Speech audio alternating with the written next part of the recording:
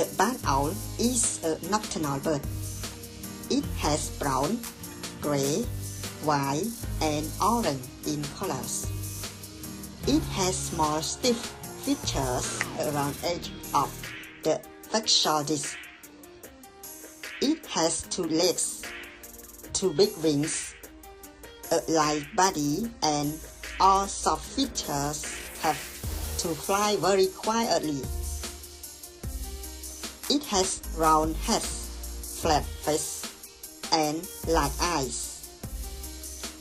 It has 1 talon, has a comb used to groom the facial disc.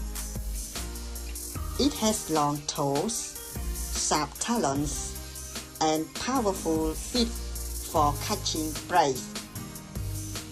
It has very good eyesight and hearing. It hunts and eats small animals like rats and frogs at night. It lives in the hole of trees. Thank you.